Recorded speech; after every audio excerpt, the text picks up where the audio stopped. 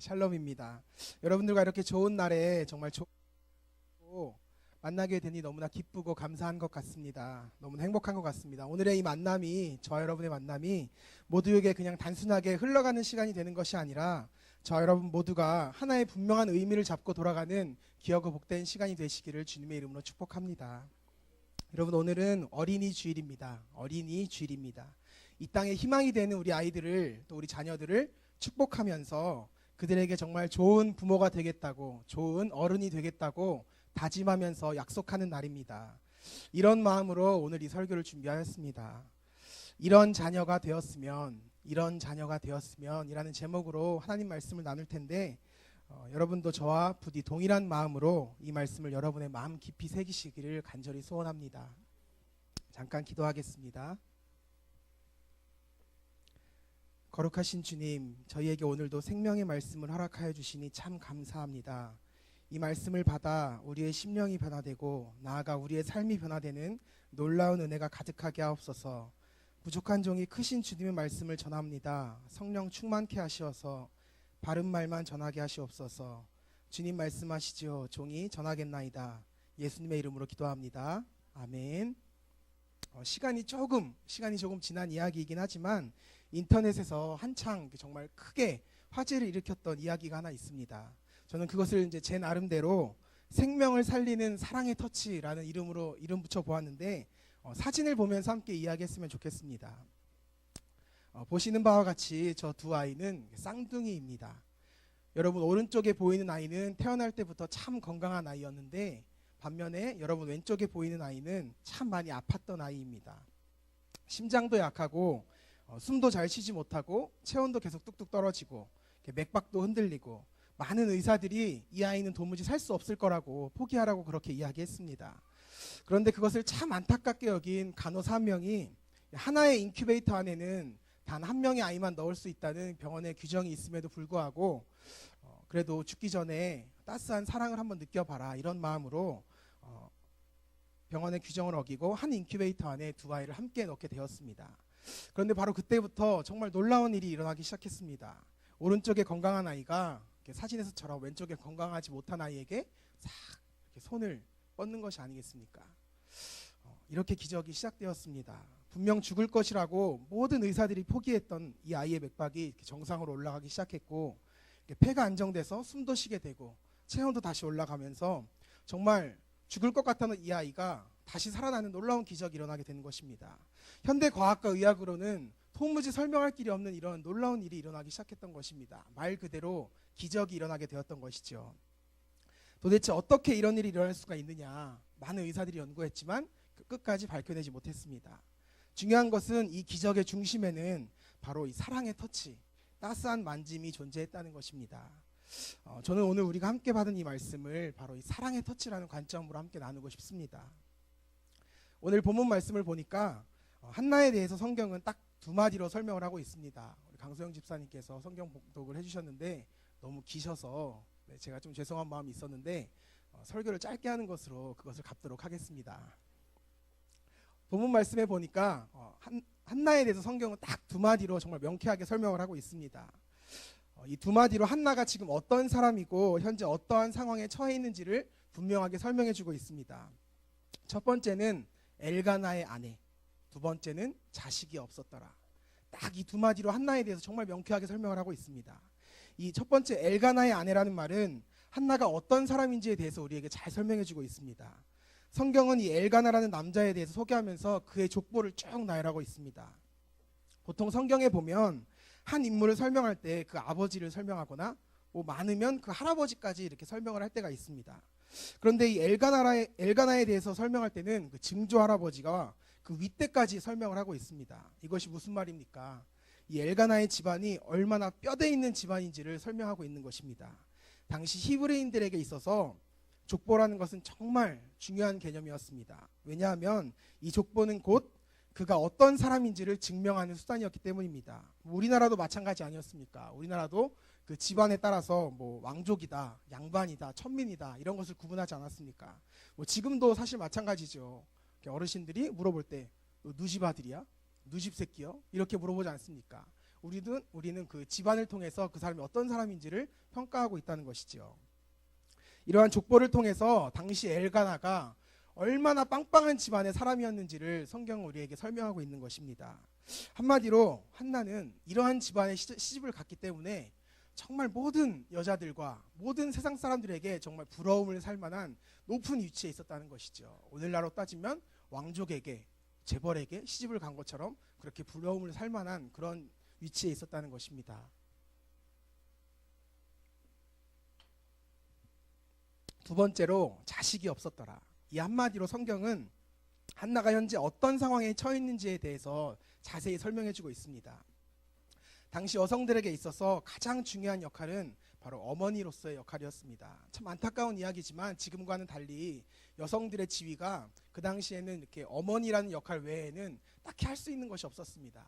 여성으로서 가장 인정받는 길은 자식을 잘 낳아서 후대를 이을 자식들을 많이 낳고 잘 길러서 후대를 잇게 해주는 역할, 그것이 가장 소중하고 지위 있는 역할이었습니다. 바로 이러한 시대에 한나에게는 자식이 없었다는 것입니다. 그 말은 한나가 현재 얼마나 비참한 상태에 있는지를 우리에게 설명해주고 있는 것이죠. 정말 열등감이 가득하고 자존감이 바닥까지 떨어지는 그런 한나의 내면의 상태를 성경은 우리에게 설명해주고 있는 것입니다. 가슴이 찢어지도록 속상한 한나의 그 내면의 상태를 우리에게 잘 알려주고 있다는 것이죠. 그런데 저는 이러한 한나의 모습을 보면서 바로 이 시대를 살아가는 우리 아이들의 모습을 바라보게 되었습니다. 이 말씀을 읽으면서 정말 제 마음이 얼마나 아팠는지 모릅니다. 현대를 살아가는 우리 아이들의 자화상이 정말 바로 이 한나의 모습과 똑같다는 것입니다. 우리 아이들뿐만 아니라 사실 우리도 마찬가지죠. 우리도 한나와 똑같은 삶을, 똑같은 내면의 아픔을 느끼고 있는 것이죠. 여러분, 우리가 살아가는 이 현대 사회는요, 아무도 우리의 내면에 관심 갖지 않습니다. 겉으로 드러나는 우리의 겉모습만을 바라봅니다. 마치 엘가나의 아내로 살아가는 한나의 모습처럼 그녀의 내면은 정말 타들어가고 있음에도 불구하고 이 시대는 한나가 엘가나의 아내라는 것에만 주목한다는 것이죠. 그 누구도 타들어갈 듯한 아픈 나의 내면, 한나의 내면, 우리 모두의 내면을 아무도 바라봐주지 않는다는 것입니다. 우리 아이들의 모습이 지금 이렇습니다. 많은 사람들이 우리 아이들의 모습을 어떻게 바라봅니까? 외모로 그들을 평가하고요, 성격으로 그들을 평가하고, 성적으로 그들을 평가하고, 차림새로 그들을 평가합니다. 그 어린 나이부터 자신이 가진 것으로 자신의 가치를 증명해야 하는 그러한 시대를 살아가고 있다는 것입니다. 그 누가 우리 아이들을 있는 그대로 바라봐 줍니까? 그 누가 우리 아이들의 내면을 먼저 바라봐 줍니까? 타들어가고 있는 그 내면을, 우리 아이들의 내면은 도대체 누가 바라봐 준다는 것입니까? 저 역시 이 질문 앞에서는 자유할 수 없는 사람입니다. 이것이 우리 아이들이 살아가고 있는 이 현대사회의 모습이라는 것입니다. 조금 더 자세히 살펴보겠습니다. 본문의 한나를 한번 들여다봅시다. 그녀는 한 가정의 아내로서 참 많은 것을 누리며 살아가고 있습니다. 4절에서 8절 말씀을 보면 그녀의 남편 엘가나는 한나를 정말 무지하게 사랑합니다. 무지하게 사랑한다고 성경은 표현하고 있습니다. 그렇기에 제사 때마다 다른 아내에 비해서 항상 2배나 되는 재산을 이렇게 한나에게 선물해 줍니다. 그리고 본문에 이렇게 직접적으로 나와 있지는 않지만 남편의 애교도 참 많이 이렇게 받고 그렇게 살았던 것 같습니다.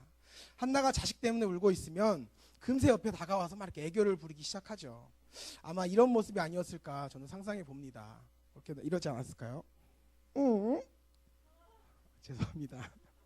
그래도 제가 기도하면서 준비한 거기 때문에 끝까지 한번 해보겠습니다. 내가 10명의 아들보다 낫지 않겠죠? 속이 안 좋으시죠? 하고 있는 저는 어떻겠습니까? 여러분들 서로 우리가 사랑으로 보듬어 줍시다. 이게 형제 사랑이고 이웃 사랑 아니겠습니까? 우리 여성분들은 잘 아시죠? 이렇게 결혼한 우리 남편이 와서 이렇게 막 애교를 부리면 얼마나 기분이 좋습니까? 표정들을 보아하니 아니신 것 같네요. 한나의 이런 모습만 보면 우리는 정말 한나가 남부러울 것 없이 정말 행복하게 살아가고 있구나, 이렇게 바라볼 것입니다. 이 말씀을 한번 우리 삶 가운데 적용해 봅시다. 겉으로 볼 때 우리 아이들은 정말 모두 누구 하나 불행한 아이 하나 없어 보입니다. 정말 잘 웃고 잘 떠들고 잘 먹고 잘 입고, 우리는 아이들의 이러한 모습만 보기 때문에 정말 어떤 아이도 현재 고난 중에 있다고 그렇게 생각하지 못합니다. 이것이 바로 우리가 살아가고 있는 현대사회의 가장 큰 문제이자 가장 큰 약점인 것입니다. 현대사회는 정말 상품주의가 주인 노릇하며 지배하고 있는 시대입니다. 나의 존재가 나 자신이 아니라 내가 가지고 있는 그 상품들, 내가 가지고 있는 아이템들로 그 가치가 결정되는 시대입니다. 조금 쉬운 말로 설명해 보도록 하겠습니다. 내가 나이키 운동화를 신고 다니면 나는 정말 나이키한 사람이 됩니다. 나이키 어떻게 생겼죠? 이렇게 생겼죠. 하늘로 치솟는 그런 모양이죠. 내가 나이키를 신고 있으면 좀 하늘로 치솟는 듯한 그런 인생이 되는 것입니다. 그런데 내가 이렇게 나이키 운동화에서 조금 끝이 꺾였다던가 하는 나이키 짝퉁 운동화를 신고 다니면 나는 그런 짝퉁스러운 인생이 되는 것입니다. 이렇게 꺾인 인생이 되어버리는 것이죠. 그렇기 때문에 우리 아이들이 그렇게 밥을 굶어서라도 목숨을 걸고 나이키 운동화를 사려고 하는 것 아니겠습니까? 사실 이 문제 앞에서 우리들 중에 누가 자유하겠습니까? 우리 어른들이라고 해서 누가 자유할 수 있겠습니까? 특정 메이커를 언급해서 죄송합니다. 가장 대중적인 메이커이기에 예로 든 것뿐입니다. 뭐 그것을 신는 사람에게 잘못이 있다는 것이 아니라 단지 이 시대를 표현하고 싶었을 뿐입니다.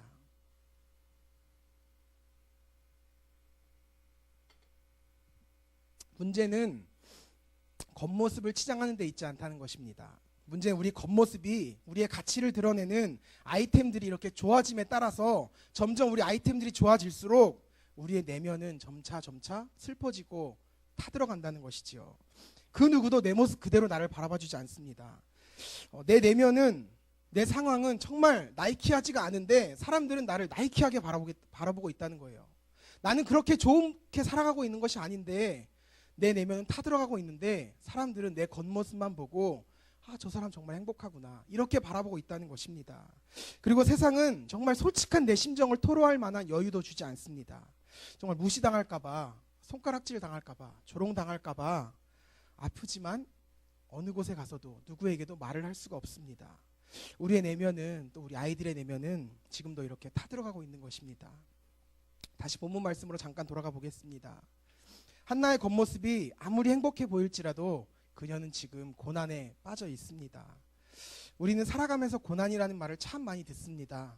그렇다면 혹시 여러분 이 고난이라는 말이 정확히 무슨 뜻인지 알고 계십니까? 조금 쉽게 이 고난이라는 말의 정의를 내려보겠습니다. 우리는 누구나 나라는 사람으로 살아가기 위해서 필요한 최소한의 것들이 있습니다.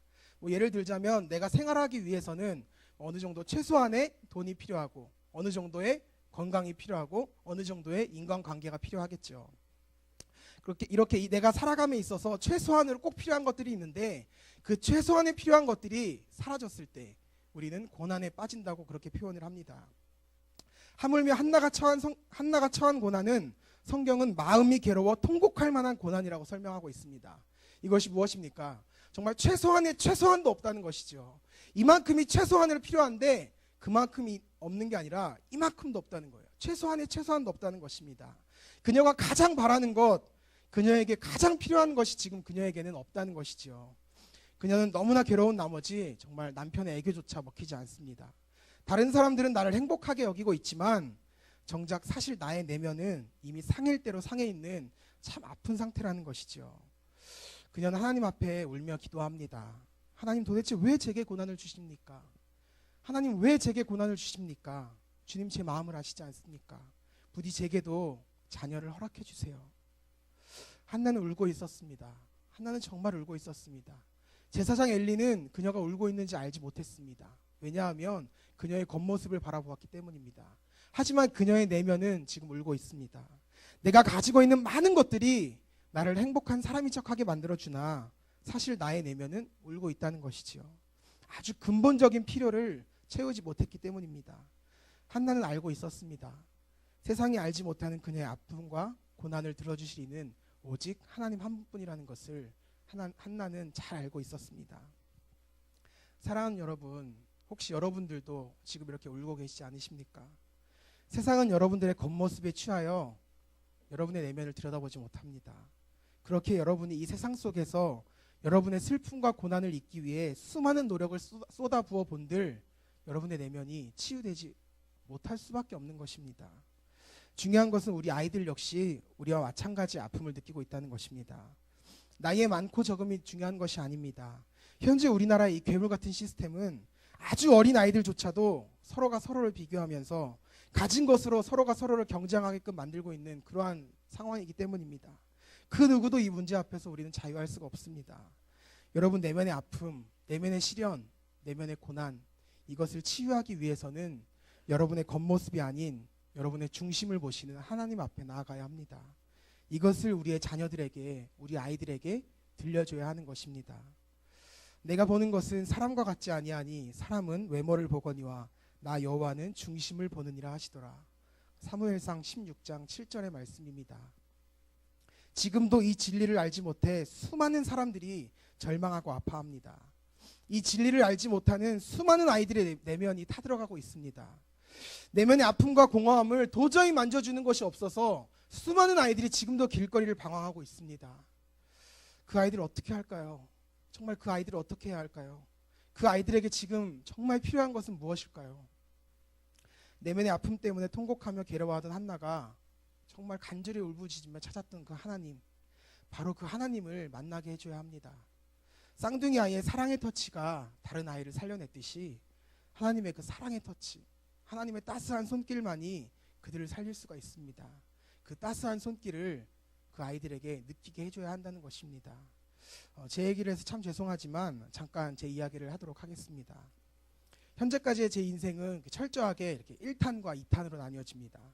태어나면서부터 이렇게 초등학교를 졸업하는 순간까지가 1탄이고, 그리고 그 이후로 지금까지가 2탄입니다.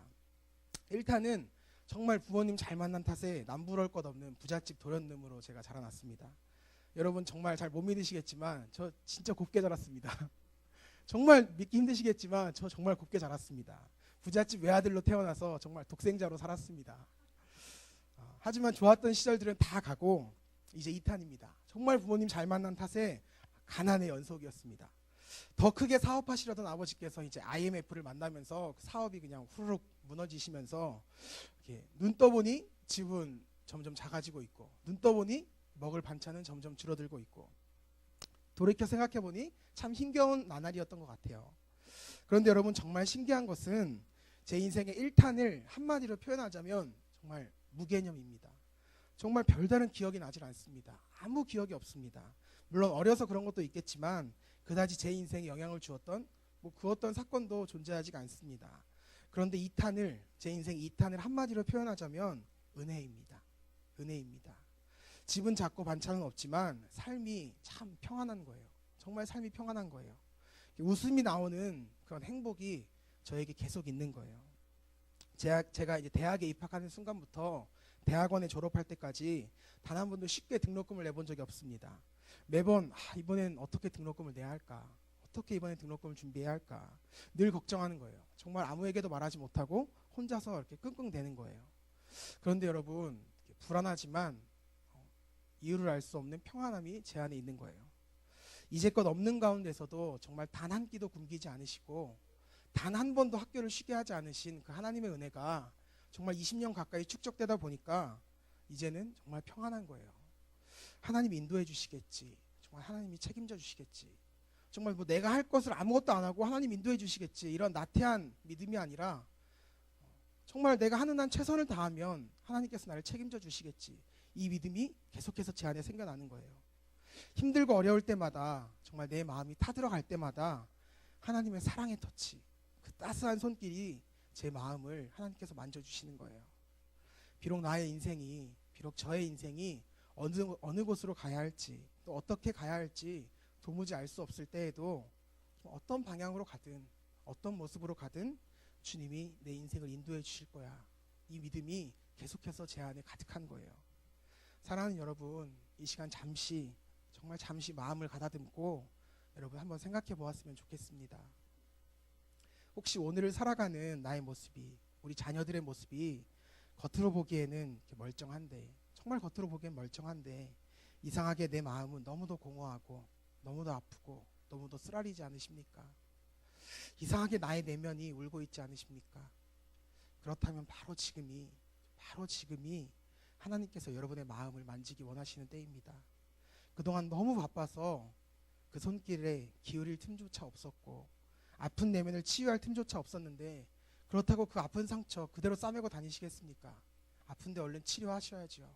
얼른 회복해야 되지 않겠습니까? 그리고 평안해지셔야지요. 말씀 맺습니다. 여호와께서 사탄에게 이르시되 내가 그를 내 손에 맡기노라. 다만 그의 생명은 해하지 말지니라. 욥기 2장 6절 말씀입니다. 이것이 바로 하나님의 마음입니다. 비록 치열한 세상 가운데 여러분을 두셨을지라도, 정말 이 힘겨운 세상 가운데 여러분의 자녀들을 두셨을지라도 늘 여러분의 가장 소중한 것을 지켜주시는 하나님의 마음입니다. 삶의 아픔 가운데 바라봐야 할 것이 있습니다. 그것은 바로 정말 어떤 어려움 가운데 있을지라도, 어떠한 아픔 가운데 있을지라도 여러분을 지키시고 여러분을 어루만지기 원하시는 하나님의 따스한 손길입니다. 이것이 바로 우리가 하나님 앞에 구해야 할 것입니다. 우리는 바로 이것을 우리의 자녀들에게, 또 우리 아이들에게 전해야 하는 것입니다. 그 사랑의 터치를 기대하면서 하나님을 바라보는 사람, 사랑의 터치를 기대하면서, 따스한 손길을 기대하면서 하나님을 바라보는 사람, 저는 여러분의 자녀들이 이런 자녀가 되었으면 합니다. 이런 자녀가 되었으면 합니다. 오늘의 한나 이야기는 이렇게 끝을 맺고 있습니다. 여호와께서 그를 생각하신지라. 여호와께서 그를 생각하신지라.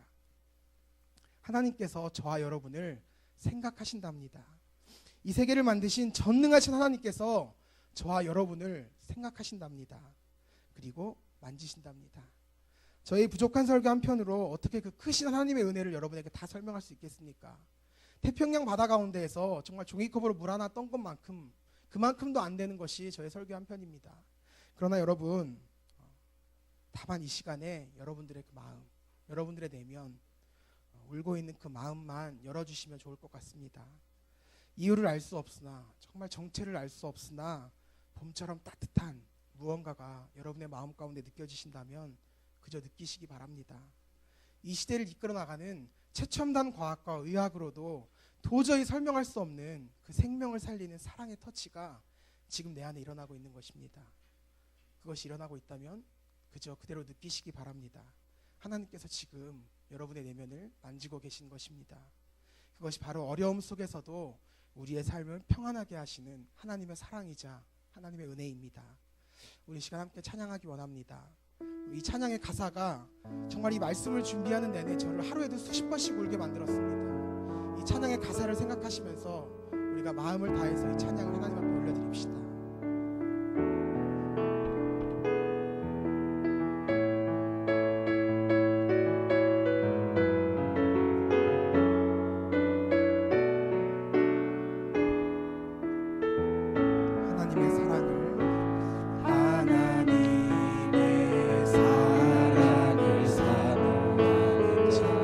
하나님의 평안을 바라보는 자, 너의 모든 것 창조하신 우리 주님이 너를 얼마나 사랑하시는지 하나님께 찬양과